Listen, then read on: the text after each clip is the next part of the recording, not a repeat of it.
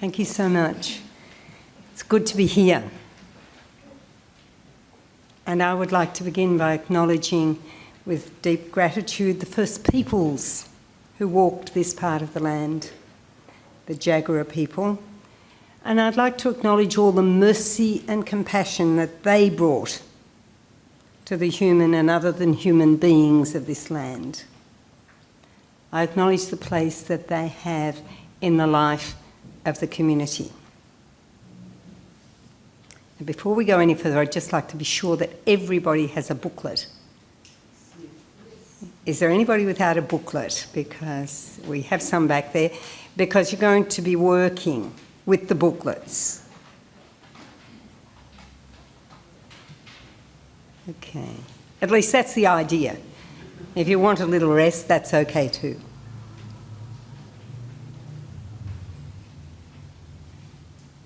We're not going to use everything that's in the booklet, but what I'd like to do is to introduce you to some of this and maybe let you go away being able to work with the rest yourself. I'd like to turn to a little poem by a poet you may know. Her name is Denise Levertov. And the title of her poem gave me the subtitle for this lecture, for this session. I was asked to speak on mercy in the Gospels. And my subtitle is Mercy, the Enduring and Liberating Love of Our Womb Compassionate God. Mercy, the Enduring and Liberating Love of Our Womb Compassionate God. Denise Levertov's little poem, Enduring Love, goes like this. It was the way they climbed the steps. They appeared bit by bit, yet swiftly. The tops of their hats, then their faces looking in as they reached the top step by the door. Then, as I flung open the door, their dear corporeal selves, first him, then her. It was the simultaneously swift and gradual advent of mercy after I had been wounded, their complete, comforting embrace. The simultaneously swift and gradual advent of such mercy after I had been wounded, their complete, comforting embrace. So it's called Enduring Love, and it celebrates the healing power of a loving visit of friends. A visit that mediated mercy and touched the subject of the poem, possibly Denise herself, touched her at the core of her wounded being. And when I read that little poem, I thought that captures, in a wonderfully whimsical way, both the Hebrew and Greek biblical concepts that tell of the enduring love and the womb compassionate mercy of our God. Now we're going to return to these concepts which are at the heart of our sacred story. So we'll come back to those, but I just want to tell you a little personal story. And some of you, this would be known to some in this room. The first time I dared to speak of a theology of mercy, or more precisely of the mercy of God, was here in Brisbane during the first week of May 1976. So that's just 39 years ago. At that time, religious congregations everywhere, and there are a number of religious congregations represented here tonight, so you would know, even though some of you may not have been born then, as I look down there I see, that at that time religious congregations everywhere were responding to the call of Vatican II, of Perfecte Caritatis, to return to the sources and to reclaim the charism of their founders. Remember? Now, you don't have to be religious to know that, because many of you would have been in schools run by religious, and you would be aware of that. Now, it was then that the Brisbane Mercies invited me to lead a retreat on mercy in the Scriptures. That invitation was, for me, the beginning of an ongoing exploration of this pervasive biblical concept of, of my understanding of the God of mercy. I realised very quickly, of course, that mercy is a way of life to which everybody is called, and that it transcends the boundaries of any religious congregation or of any religion or of any denomination, Christian denomination. Reminds me of a story of one of our sisters in Pakistan. I was doing some work with the younger sisters in Pakistan some years ago, and one of them said to me, the Sisters of Mercy brought mercy to Pakistan, and I said, just a minute, Gulnaz. I don't think the Sisters of Mercy brought mercy to Pakistan. You live in a country when 99%, more than 99% of the population praises Allah the Merciful every day. We brought a particular way of living mercy to a little patch of Pakistan. And there are sisters in this room who were there for quite a long time and brought that refraction of mercy to Pakistan. So I realised at the same time that Christians are called to live a particular refraction of God's mercy in continuity with the Jewish understanding of mercy that's enshrined in the First Testament, and in tune with the gospel compassion and mercy embodied in and proclaimed by Jesus of Nazareth.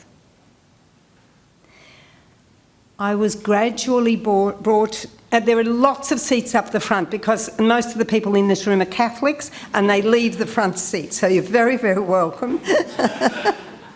Okay. So I was brought to the realisation that all readings of the text are informed by the diverse and divergent experiences of those who are reading the text. We all read it differently. And our social location, as well as our gender, all of that functions in our hearing of the word, just as it functioned in the production of the text. And that the text itself came out of a human-centred and specifically a male-centred world, so that it has to be read and proclaimed differently as we become ever more aware of the interrelationship and the interdependence of everything that is. Does that make sense? Now, you would have detected already my own concern for ecological justice.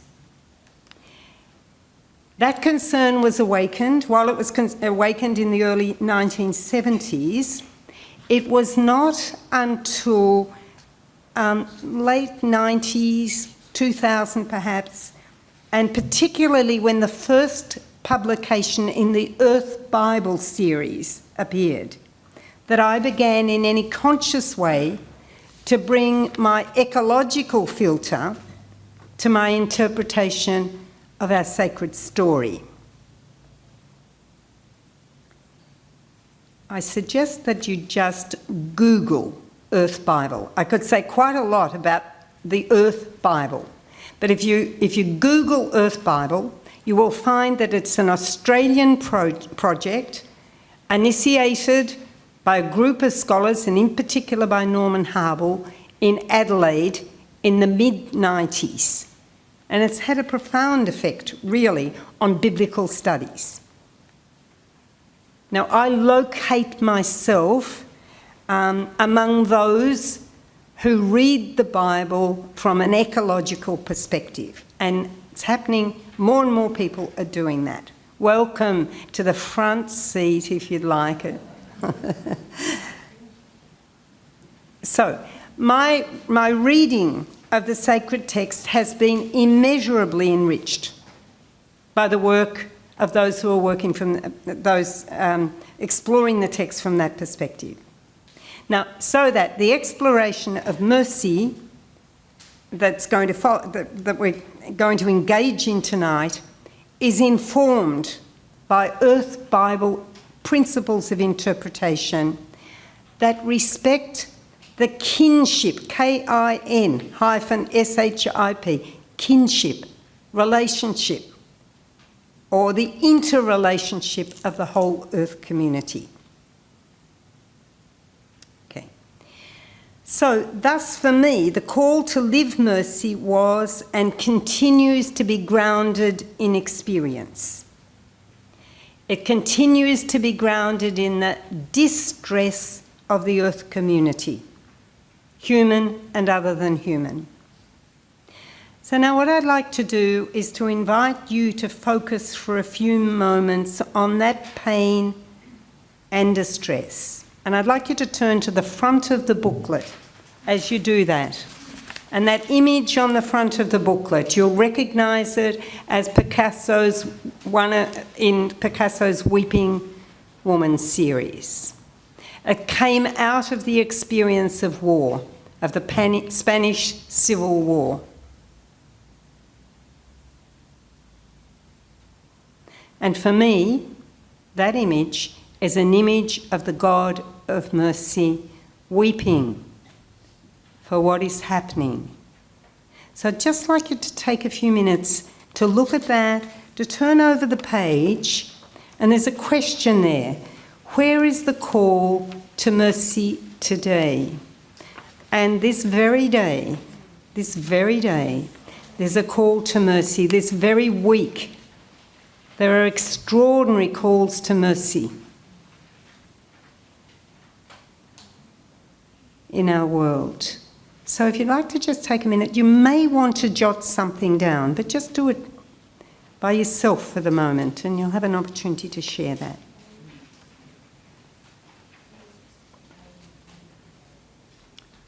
So we're looking at the distress of the Earth community.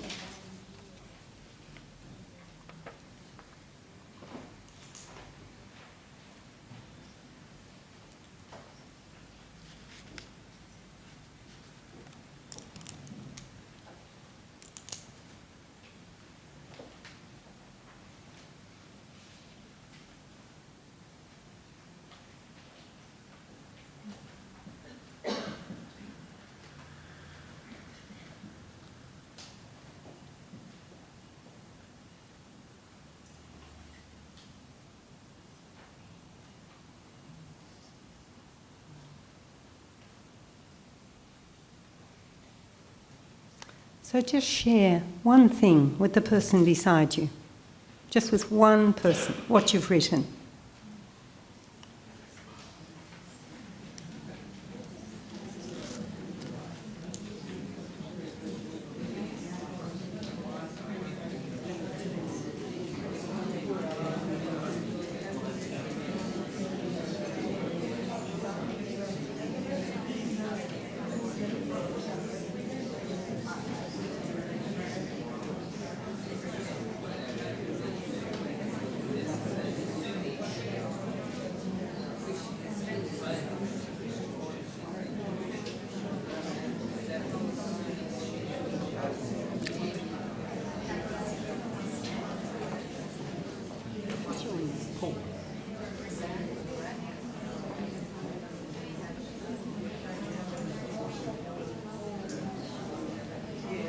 Okay, thank you. It would be good. I would love to hear all of those. Maybe you wrote something about Nepal, what's happening there. Maybe you wrote something about what's happening in Indonesia. Maybe you wrote about the hunger of the 1 in 5 Aboriginal children in this country who won't have a proper meal today. Maybe you wrote about the plight of asylum seekers on Manus Island or Nauru or in the mainland detention centres, people who look for mercy where there often is none. Maybe you wrote about the alarming loss of biodiversity in our world. Maybe you wrote about the plight of the Great Barrier Reef or the Galilee Basin. Maybe you wrote about the pollution of our seas and waterways. Whatever it is that you wrote and you shared, such pain informs our theology of mercy. And it impels us to action. And that's one thing I'd say at the outset.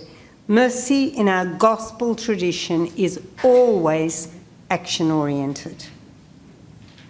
It's the distress of our planet that invites us to live mercy and to view Earth's diverse elements as potential agents of mercy. We can be agents of mercy, but so can all of Earth's elements be agents of mercy. Now, I'd like to turn for a little while to those texts from the Hebrew scriptures that inform the mercy stories and sayings that we find in the Gospels, because we cannot understand the Gospel stories unless we know where they're coming from. Jesus was a Jew. Jesus came out of a Jewish tradition. He inherited that wonderfully rich biblical tradition. And so when he spoke of mercy, when he told stories about mercy, or when he himself listened to the cries for mercy, they too, what he said and what was said to him was informed by that tradition. So that's why I want to spend a little bit of time on this. I am keeping an eye on the time. But we turn first to the Hebrew Bible and in particular to Israel's originating story in the Exodus. Now, you have a story there, so you go to page 4, and you're going to be coming back to pages 2 and 3, which I hope will become a little resource for you, as I said before. Now, we cannot explore this whole story. To explore this whole story would take the whole evening, the whole lecture, and that's altogether possible. But it's not what's going to happen. But what I hope you will do is come back to this story. I just want to say a few things about it and highlight on this and focus on the section that I've highlighted. Is that okay? Now, some of you would know Jan Gray, very good friend of mine. And years ago, 23 years ago, she sent me a card from the UK. And that little card, I photographed that little card, and there it is. This Hebrew woman, a daughter of Levi, placing a baby in a basket. Now, you know the story, okay? It opens with this, the book of Exodus opens with this tale, this oft-told tale of Pharaoh's daughter and of Moses' mother and Pharaoh's daughter. Now, when we know a story well, we sometimes fail to see or to hear the details that reveal a little bit more than first meets the eye or the ear. So the text tells of a daughter of Levi, the mother of Moses, a Hebrew slave woman who gives birth to a healthy male child and, in contravention of the Pharaoh's edict, draws on the earth elements to protect her child. She places him in a papyrus basket, plastered with bitumen and pitch, and leaves the basket in the reeds by the bank of the river. Now then, as the child's sister, who's another daughter of Levi, a Hebrew child, wants to see what might happen. The daughter of Pharaoh is said to come to the river to bathe while her attendants walk beside the river. Now she sees first the basket and then the child. She not only sees, but she hears. Have a look at what she hears. Look at the section in bold, chapter 2, verse 6. What did she hear? The cry of the vulnerable child. Okay, so he was crying, says the text. And then the English translation, the NRSV translation says she took pity on him, but we're going to see what's actually in the text. And she says this must be one of the Hebrews' children. Now, had pity in English is 2 words. In Hebrew, it's 1 word, and it comes from the Hebrew word chamal, H-A-M-A-L. Now, on the previous page, you're going to find a little bit about chamal on page 2. Chemla is the noun, pity, mercy or compassion. Chamal is the verb, to meaning to spare, to have pity, to have compassion. Do you see there on the bottom of page 2? Yes. Okay, so do you notice it means to spare a captive, to set a captive free. So it has the sense of liberation. So it has 2 semantic fields. It can mean to liberate a captive, and it can also mean to have compassion. It can mean both things at the same time. So what is translated as pity doesn't do it, really, in the translation.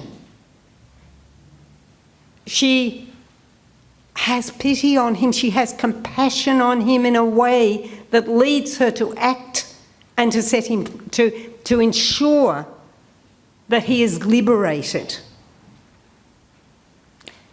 Let's go back to what she hears. She hears his cry. Now, who in the Hebrew tradition, who in the biblical tradition hears the cry of the poor? God hears the cry of the poor. So the daughter of the oppressor is imaged here as she's presented as an image of the God of Israel. So she is the one who hears the cry of the poor. She is the one who brings the mercy and the compassion of the God of Israel to the endangered child. So the daughter of the oppressor, who sees with the eyes of mercy, hears with the ears of mercy, and has compassion. And it's she who images the God of liberation and compassion. Now, her words show that she knows exactly what she's doing. In other words, she knowingly saves the child. You see, she says this must be one of the Hebrews' children. She's doing it knowingly. And that's also in contravention of the Pharaoh's edict. And that takes us back to the first part of the story, which I love to be able to do with you, but we simply can't if we're going to get onto the gospel text. But the story of Shiphrah and Puah, arguably the 2 most important people in the whole biblical story. There wouldn't be a biblical story without Shiphrah and Puah, and I don't know too many people who name their children after Shiphrah and Puah, those agents of mercy and compassion, and these women who brought life, who also disobeyed the Pharaoh's edict. Let's just say that this story tells us that mercy is a way of being in the world, a way of seeing and a way of hearing and a way of responding. While Pharaoh's daughter embodies this way of being, just notice that other than human, earth elements such as the basket, the papyrus basket, draws upon on the river. The papyrus basket, the bitumen, the reeds and the riverbank all function as agents of mercy, protecting the child from harm.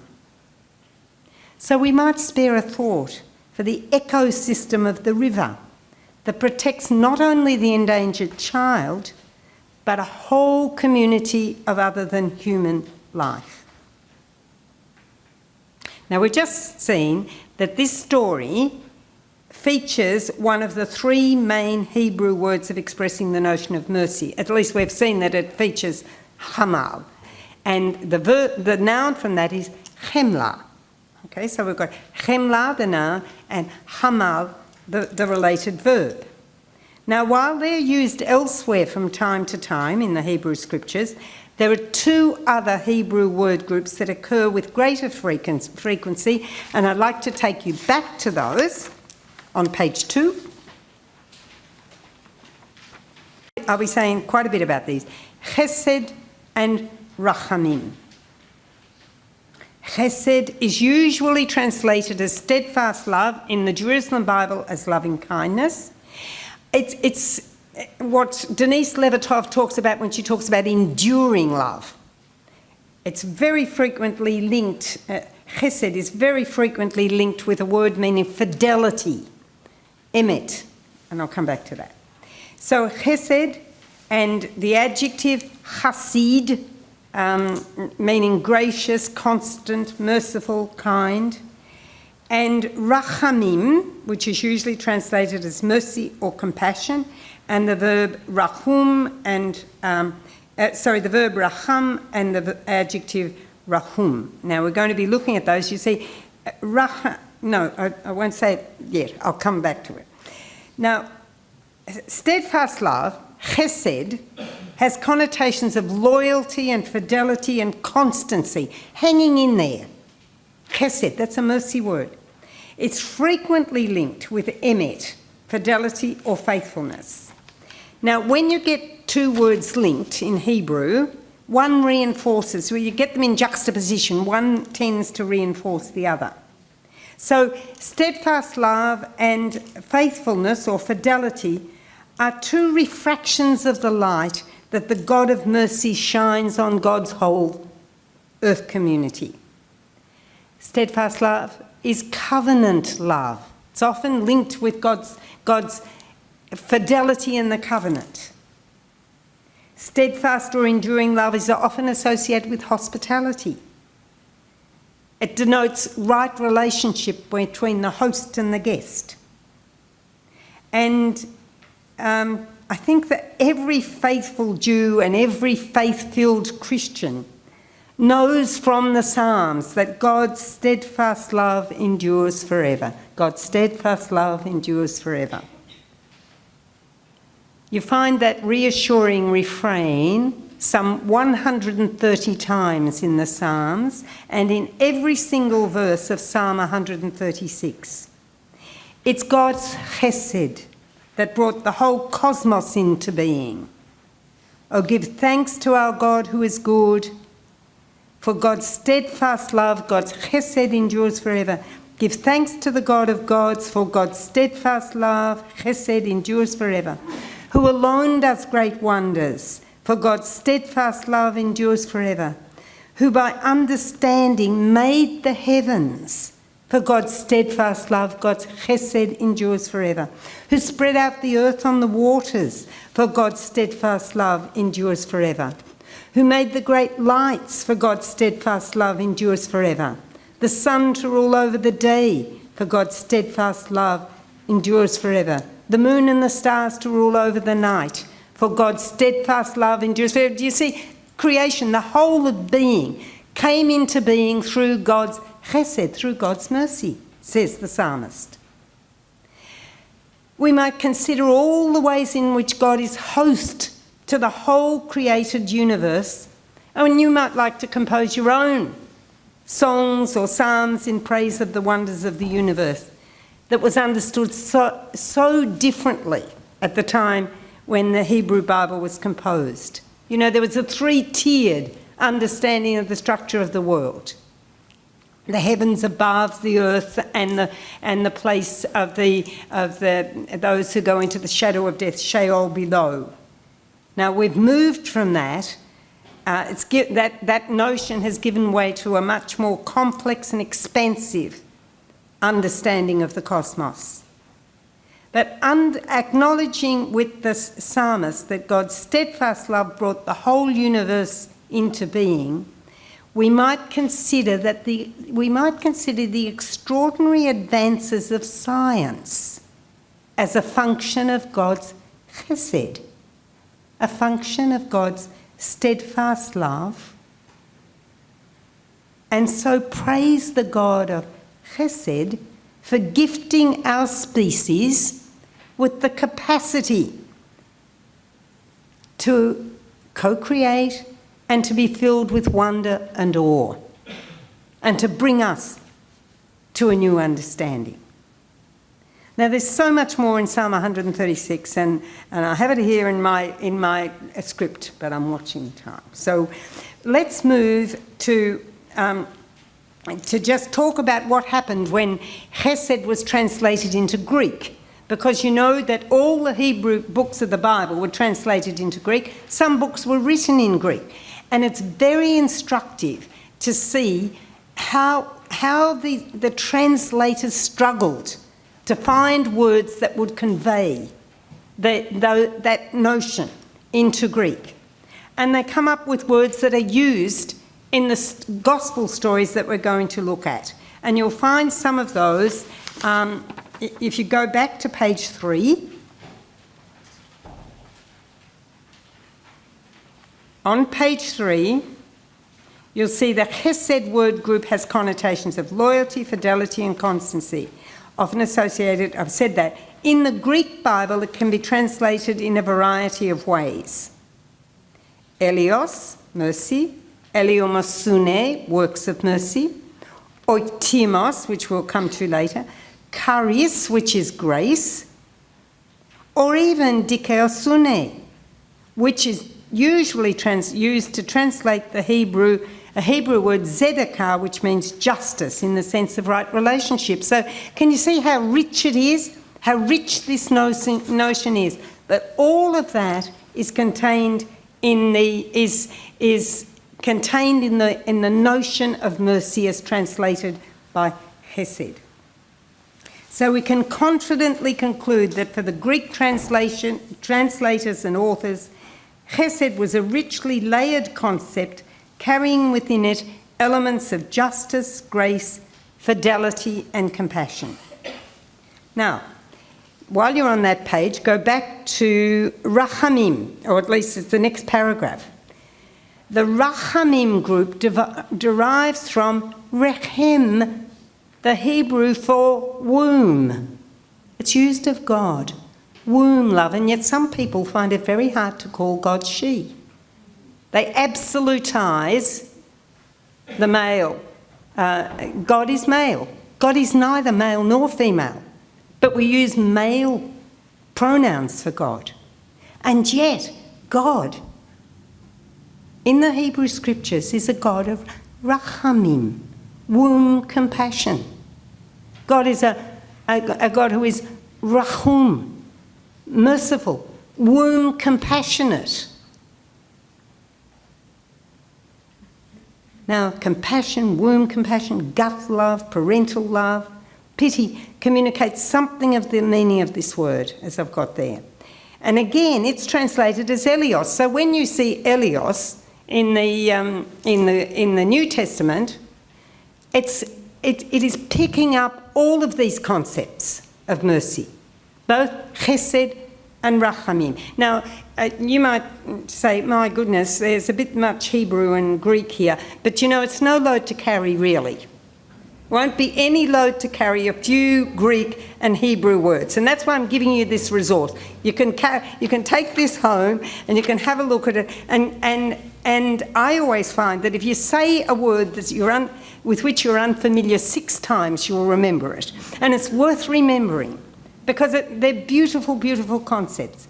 The womb compassionate love of God. You know, rachamim.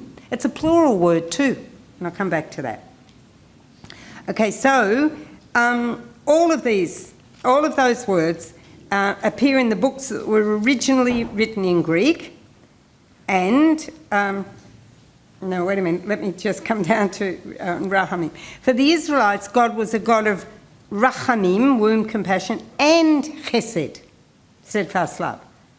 In Exodus 34, verse 6, God is praised as merciful and gracious, slow to anger, abounding in steadfast love, chesed, so rachum, and abounding in steadfast love and faithfulness, keeping steadfast love to the 1,000th generation. They believed that their gods lived 1,000 years, so forever, really. Forgiving iniquity and transgression and sin. So mercy is linked with forgiveness and graciousness. Graciousness and mercy go hand in hand. Our womb compassionate God is a God of forgiveness. Steadfast love, womb compassion, fidelity and forgiveness are God's mercy-filled way of being in the earth community. And this has been so from the beginning, says Psalm 25, verse 6. Be mindful of your rachamim, your mercy, and of your steadfast love, your chesed, for they have been from of old. So, rachamim is God's gift to offer or to withhold, and safety resides in God's chesed. I could go on. I'm going to go to the Christian scriptures because you can go back and read all of that for yourselves. There's more there than I've talked about. Are you with me? I haven't lost you, have I? No, okay. So if you would turn over to page 7, and you'll see again many of these words. Oh, I popped in some of the Psalms there with some just verses from Psalms which use some of those words.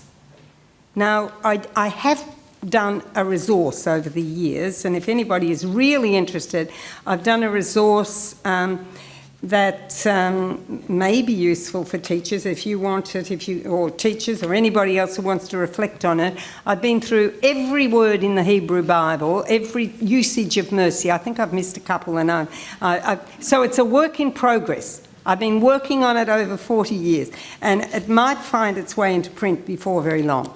But it's so that I've got the words that are used there in the English, and in brackets, the Hebrew word or the Greek word that is used. And if you've done a little bit of preliminary work, then you can use that resource. But I don't give it out to people who haven't done the preliminary work. Okay, so we find there are 3 main mercy-related and one other minimally related word group that is to be found in the Christian scriptures, there on page 7. Now, I want to say a little bit about Mark and Matthew before we turn to Luke, which I think is a wellspring of mercy. In the Christian scriptures, Jesus of Nazareth embodies the compassion and mercy of the God of Israel. So the chemla, the rachamim, the chesed of the God of Israel.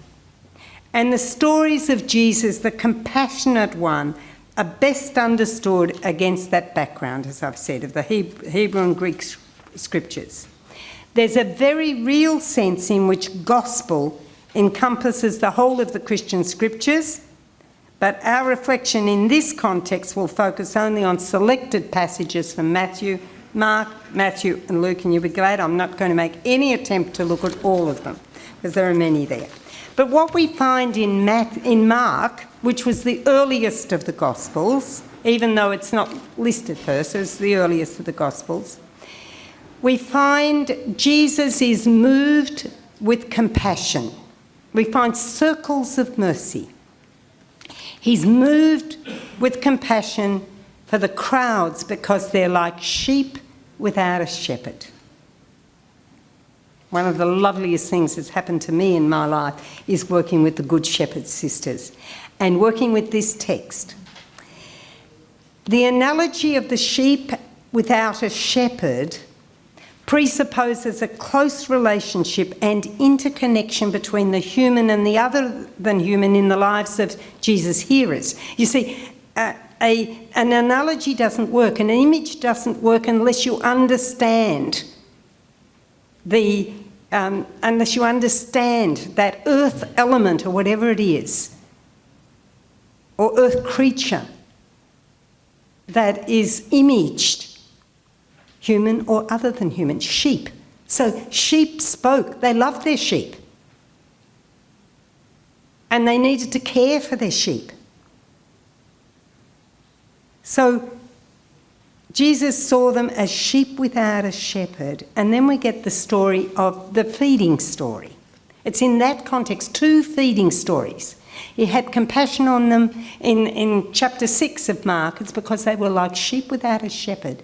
Then he got them to sit down in circles and they found there was enough for everybody.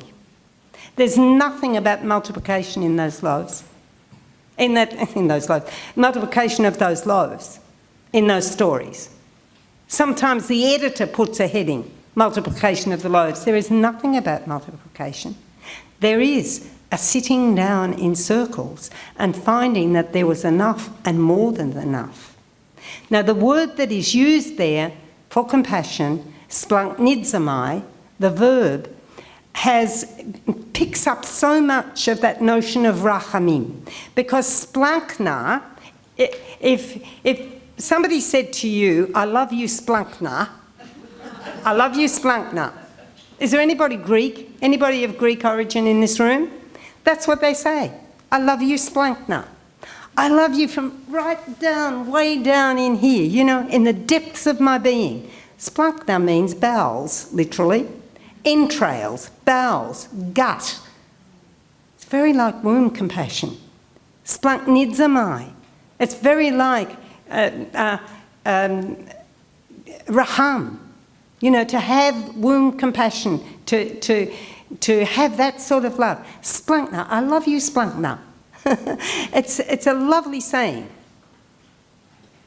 Splanknidzomai picks up all of the nuances of womb compassion and of a response that is not just does not remain an emotion, but is followed by action.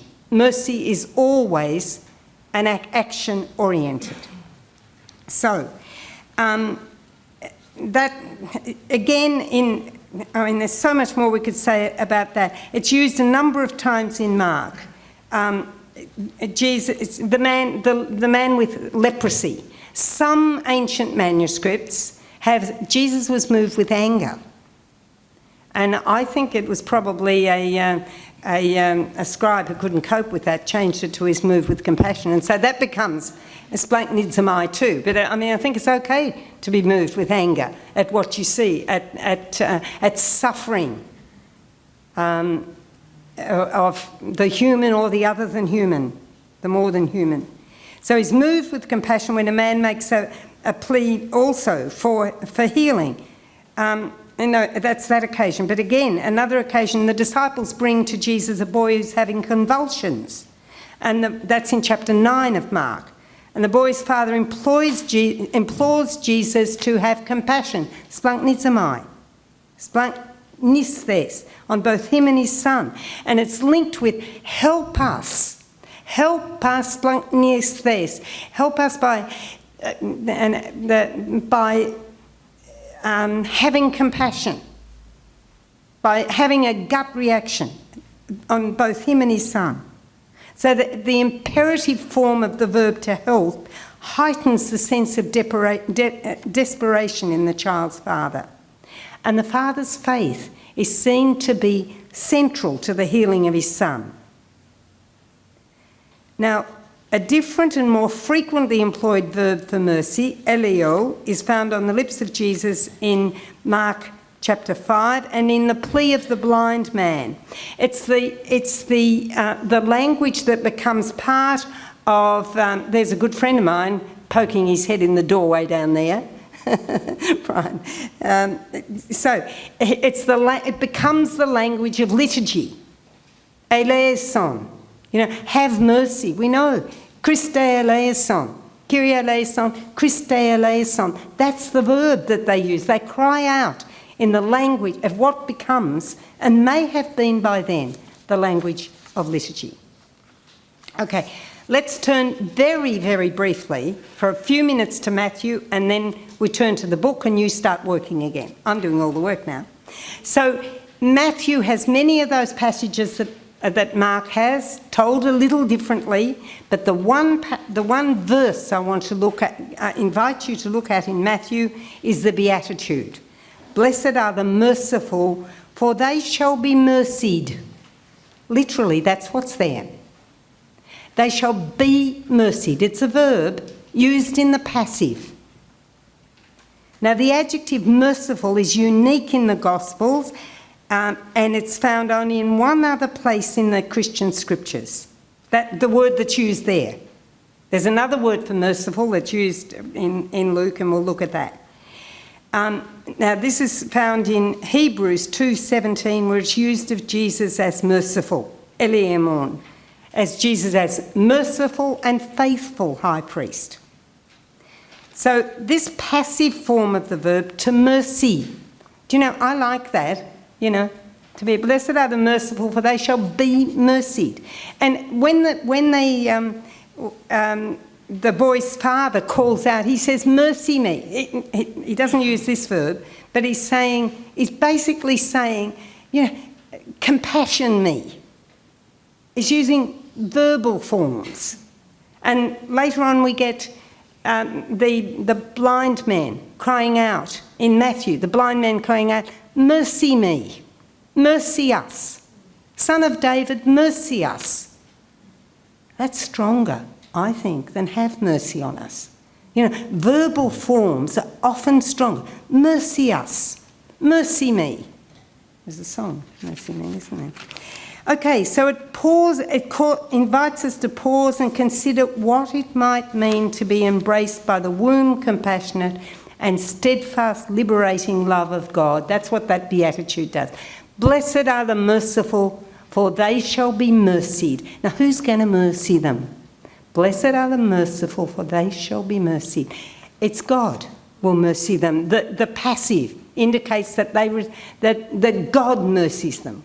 We're in the embrace of a merciful womb, compassionate, liberating God. It invites us to reflect on the whole Hebrew Bible tapestry of mercy, language and life that underpins that beatitude.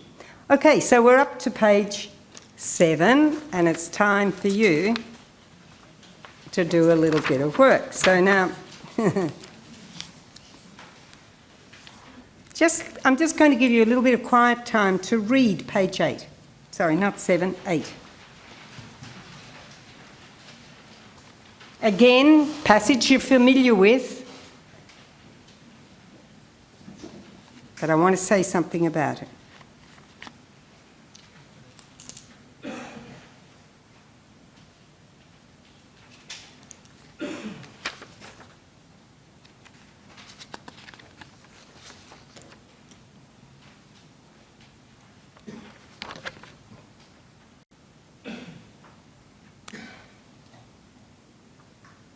Okay, enough time? Now just go to the first passage up the top. And he came to her and said, this is the angel Gabriel, greetings, favoured one, kakaratomeni. Kakaratomeni. Now can you see in the middle of that, charis? Oh well, charis, yeah, okay. Favour is in both of them. Now that word favour sometimes, or grace, is sometimes translates a Hebrew word for mercy. So grace and mercy, and gracious and merciful, are very closely related. So the angel addresses Mary as the favoured or grace-filled one. Now Esther, in the book of Esther chapter 2 verse 9, in the Hebrew it's chesed, used of Esther, who pleased and won the king's favour.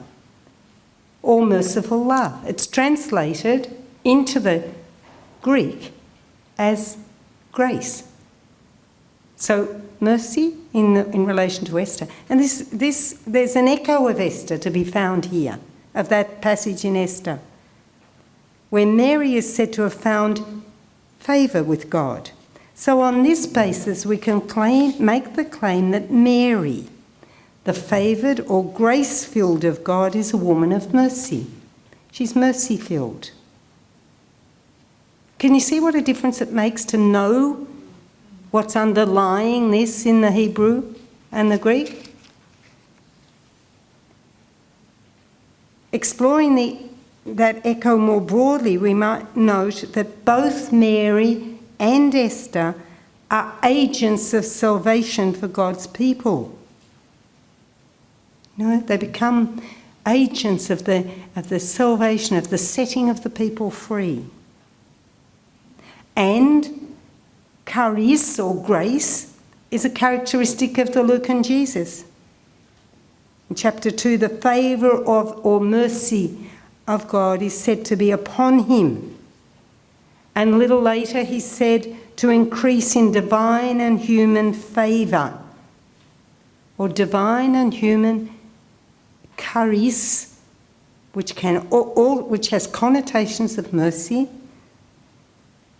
under the tutelage of Mary and Joseph. Now, I'm not going to say much about what we know as the Magnificat. I'm just going to read you a little poem and invite you to write your own Magnificat.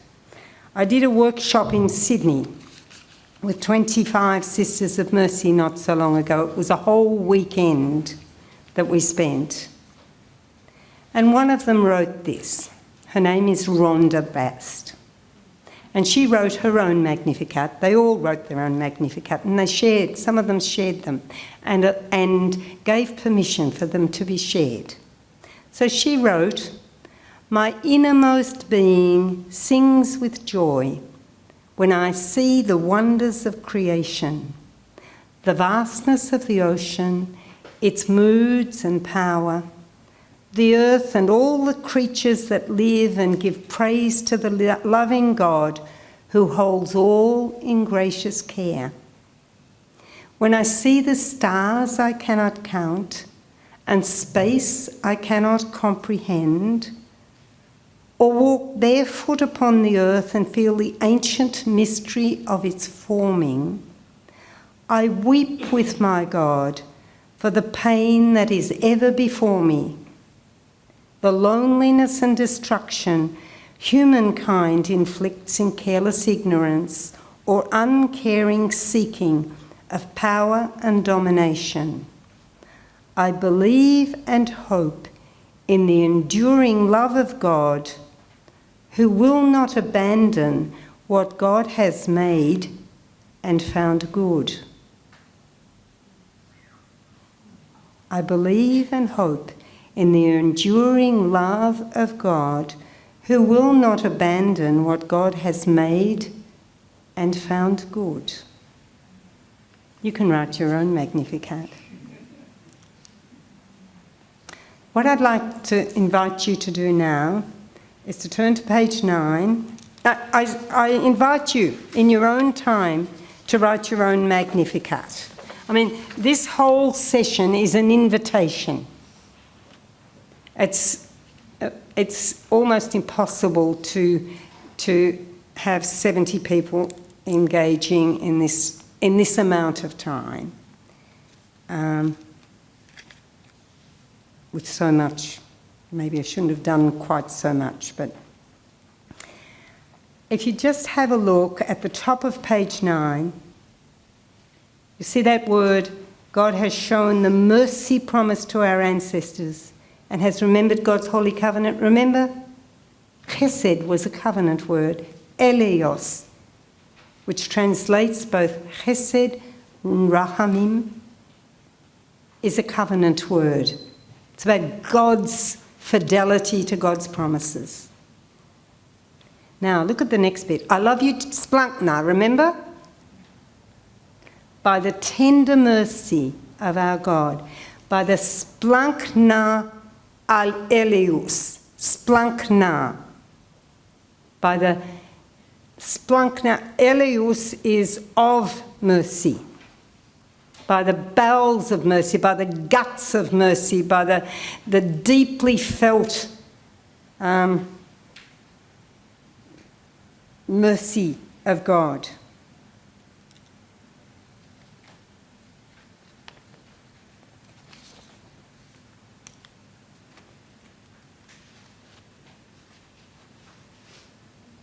So the combination, the plural form, it's always in the plural, splankna, echoes the plural form of the Hebrew noun for womb compassion. Rachamim is plural. And it captures something of the multi-layered character of God's compassion and mercy. While the combination of splankna and Elios has an intensifying effect, pointing to the depth of God's response.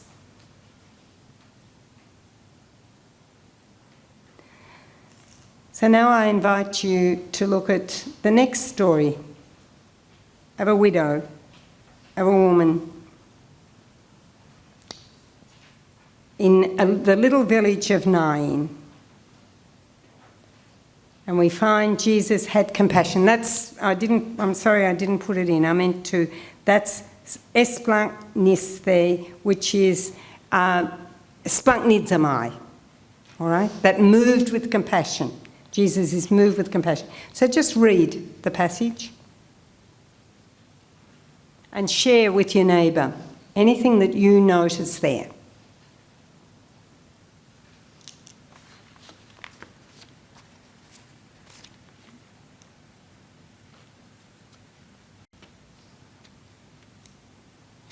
Or anything you want to ask.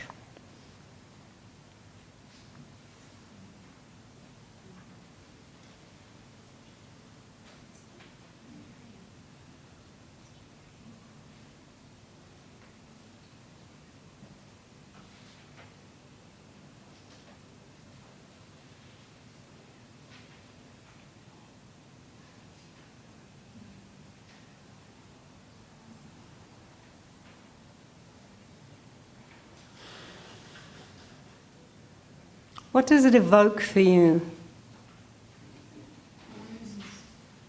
Yeah. Okay. Moses. And Moses' mother had to let go of her child. Somebody's talking about Moses and the child over there. Moses' mother had to let go of her child. The women in those two young men on death row, I can't stop thinking about them. There are families, there are people having to let them go. In this, this is a man, young man, we know from what Jesus says, not a child, but a young man. And just to get inside something in that culture, which didn't have any safety net, no social security system.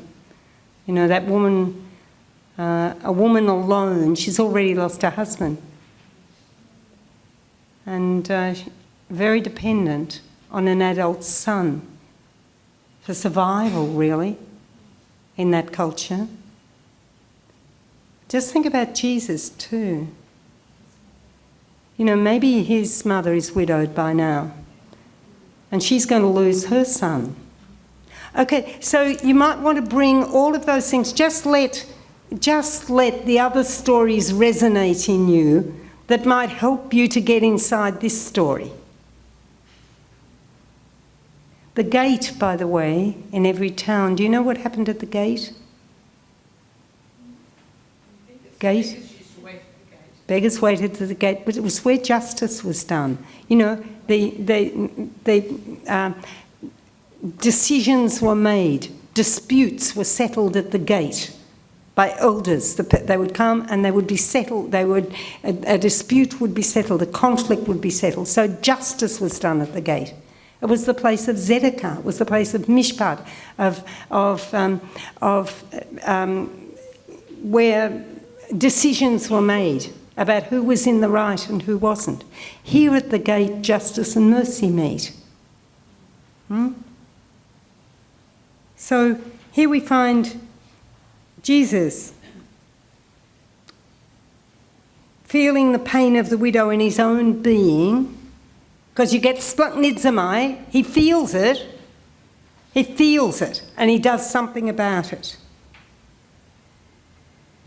And he responds by restoring life, and he's not just restoring life to the young man, but to his mother, and to the extended family, and to the whole grieving village community. And Jesus, you know, the only son of a woman who had possibly been widowed, as I said, by this time. And she's to know the same pain of loss as her unnamed sister in Naim. So the sight of a funeral procession and the tears of the woman elicit the heartfelt compassion of Jesus. So it's this deeply felt response in the depths of a person's being that results in action. And a little later in that chapter of Luke, the end of that chapter, tears will function again. Do you remember the woman who weeps over and wipes the tears of Jesus? Wipes the feet of Jesus with her hair? So tears and touch. Tears are going to function as an instrument of hospitality later. And in this story, tears and touch bring life to a son who is lost, and they restore life to a community and a family within that community. So, you know, bodily functions, tears and touch, are powerful agents of compassion. Mary? Jesus gave him to his mother. I just find that a bit unusual. Yes. Jesus gave him. So there's touch there too. He takes him and brings him back to his mother. Can I just say that he touched the bier? Yes. But he raised the man. Raised the man. Yeah. Saying something. The words, yes. So words too. So he touched the bier. But then he gives him to his mother. So, yeah, he touched the bier, you're right. The touch is functioning as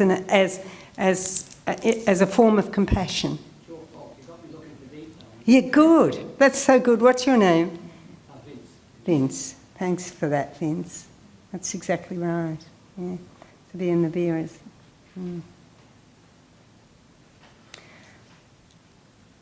We're going to finish with the last story, a story with which, again, I'm going to invite you to read it with different eyes.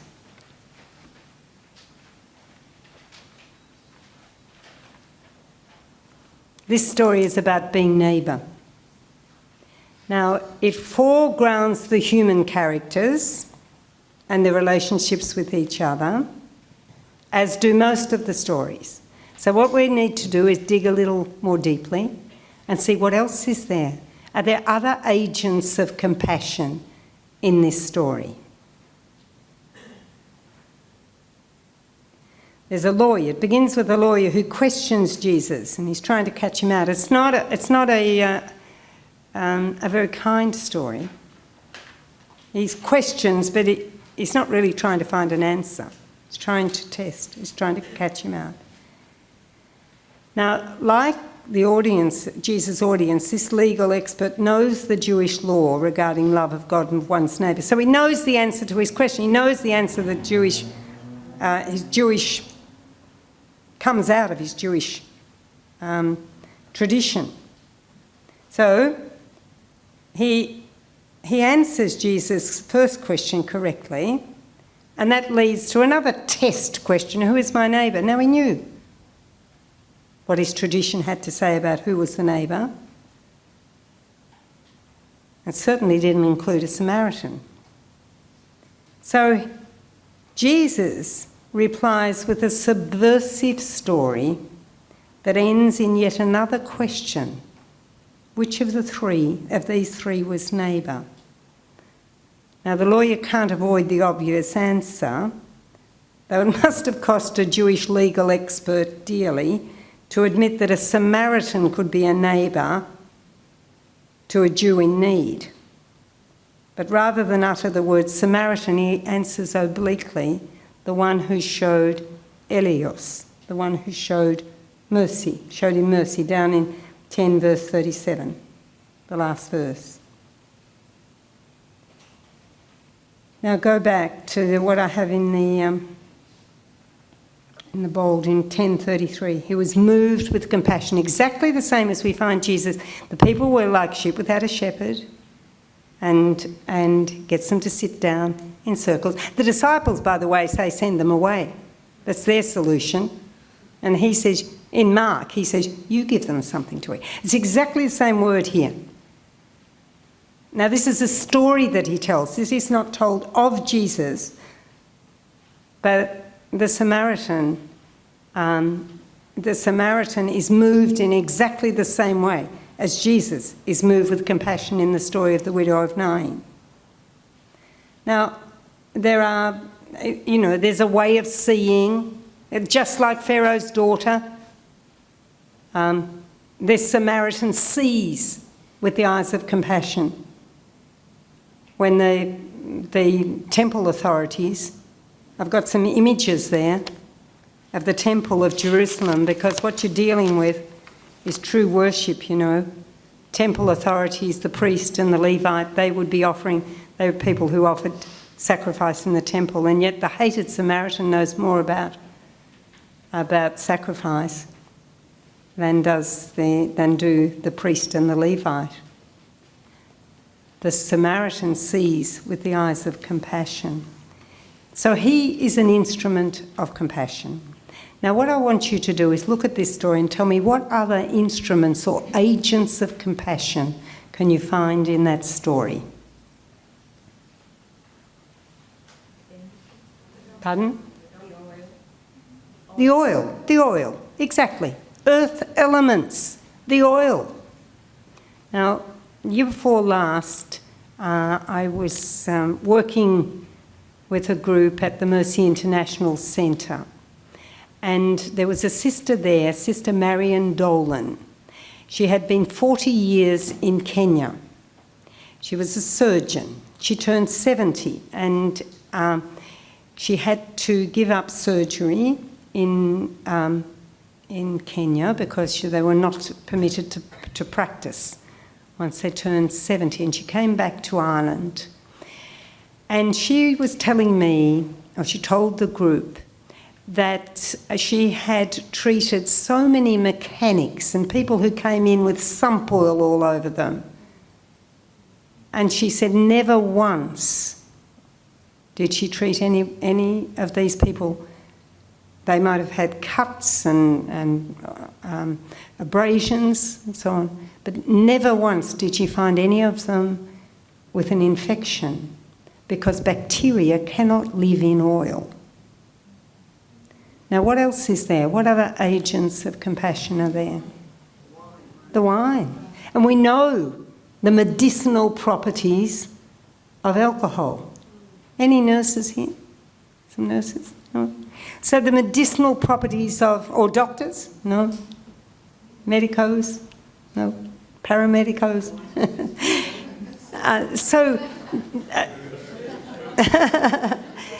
So wine and oil, agents of compassion.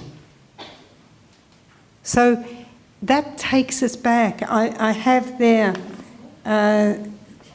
no, I don't really. I thought I had some images of I've got the oil press and the wine press, yeah. But I could have the olive tree and the grapes. They are part of this story. And it takes us back and back and back. I said to a group of students once, how many women do you find in that story? And one of them said, only the robbers, I think. only the robbers. So, yeah, maybe they were, you see, up in that right-hand corner is an image of the Wadi Kilt, which is the valley that runs down to Jericho, from Jerusalem to Jericho. It doesn't go all the way from Jerusalem to Jericho, but you can get on that into that valley and it goes down to Jericho. And there were caves there, and maybe there were families hiding out there. So maybe that student was right. But, you know, what about how many females is what I said, because I was wanting to say that maybe the donkey. You know, maybe the animal, his own animal, is an agent of compassion. You know, and they put him on his own animal. Who else? I bet the innkeeper's wife had quite a bit to do. Probably. And the innkeeper seems to be known. You know, the innkeeper he trusts him, doesn't he? There seems to be a relationship there. I think that this Samaritan is a folk healer. What about the money? What about the money? Well, there's a big denarius there. Do you see? That's an agent of compassion. Okay? He said he took out 2 denarii.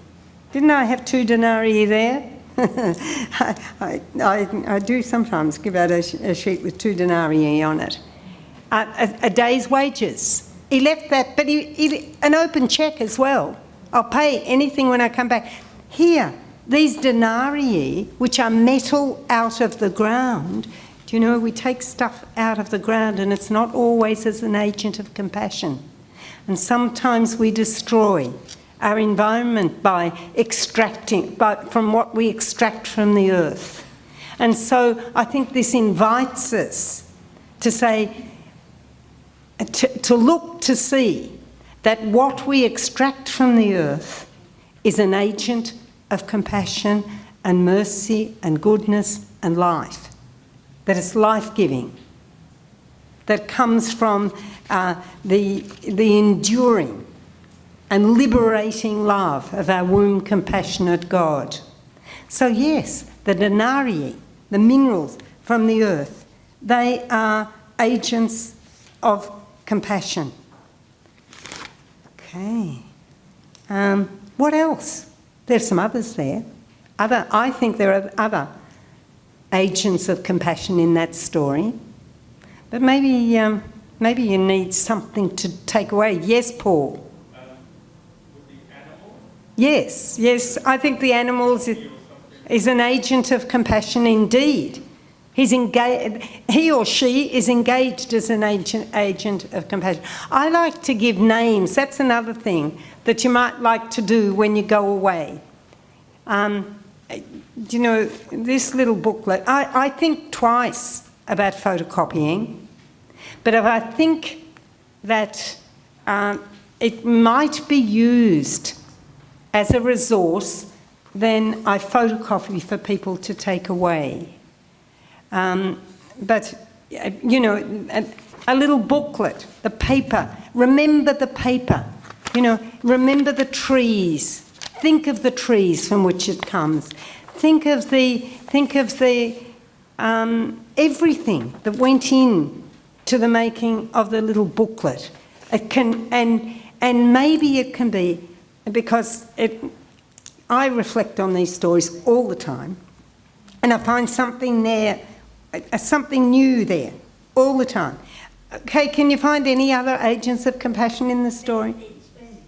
The bandages, thank you very much. Yes, the bandages. Bandage his wounds. Now, did he carry the materials to bandage, or did he draw on something? Maybe. You know, it's a sacrificial story too. You know, compassion has a cost. The innkeeper, he could have been a Jew who wasn't very happy with helping the Samaritan. He was paid well, but he was, and he seems to have had I think he seems to have had a relationship with him. He trusted him. Yes, probably.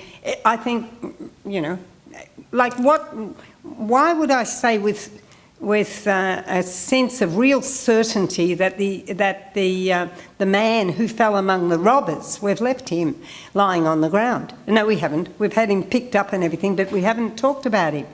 Why would I say with a deal of certainty that we're dealing with a Jew there? Yes.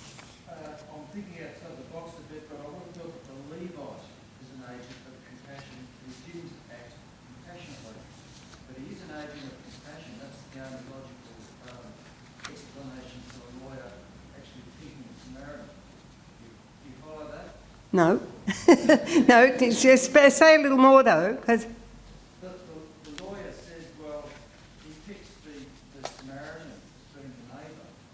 Now, if the Levite wasn't an agent of compassion where compassion should have been rightly expected, there would have been no reason to pick the Samaritan.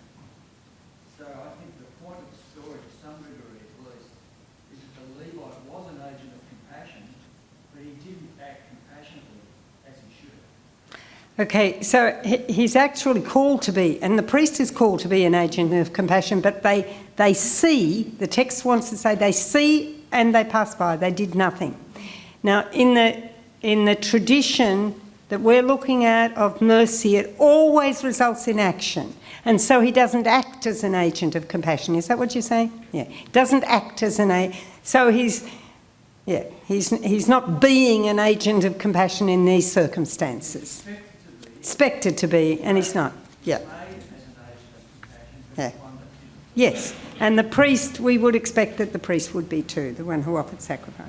I read somewhere that somebody might advocate for those two, that they're going to the temple, and if they touch anything unclean, they have to cleanse themselves. Yes.